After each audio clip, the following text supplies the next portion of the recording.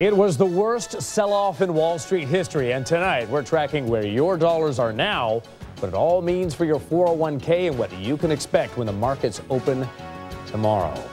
Good evening, I'm Bob Fryer. Jackie London has the night off. The stock market had a meltdown, closing down 777 points. Businesses are closing, banks are folding, and homes are in foreclosure. All this affecting your family, your children, and your future. We have a team of reporters working this story that impacts all of us. We begin our coverage tonight with Jessica D'Onofrio, who shows us what we can expect when we all wake up in the morning. Jess? Well, Bob, experts say to brace for another ugly day tomorrow because this crisis is going to get much worse before it gets any better. Hard-working Americans are watching the country's financial system melt down.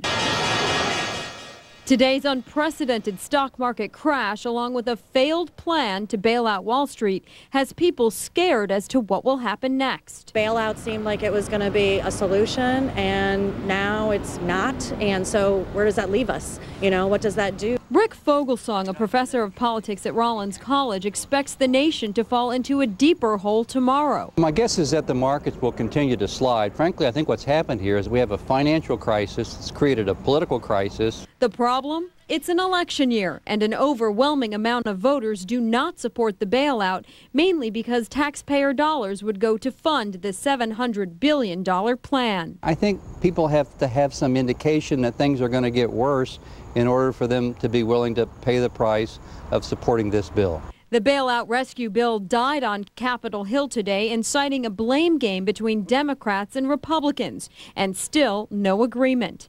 Meanwhile, people with money in 401ks are scrambling to figure out what to do with their money. If you're a long-term investor, you need to do your homework, put together a wish list of stocks, and sort of wait out the storm. The main message? Don't panic. But if you're close to retirement, some suggest to take your money out and put it in safe places. Treasury bills are one of the safest things you can switch to. CDs are also safe because each CD is insured up to $100,000 by the FDIC. Now, lawmakers will reconvene in the House on Thursday, so America will have to hold its breath for a few more days. For now, I'm live. Jessica D'Onofrio, Local 6. Just big names are going under here. We're hearing now, is this right? National City Bank could be the next casualty in all of this? That could be, Bob, but National City insists that that's not the case at this point. But if that bank does fold, it will follow in the footsteps of Wachovia Bank, which folded today, and Washington Mutual, which folded last week. Bob? All big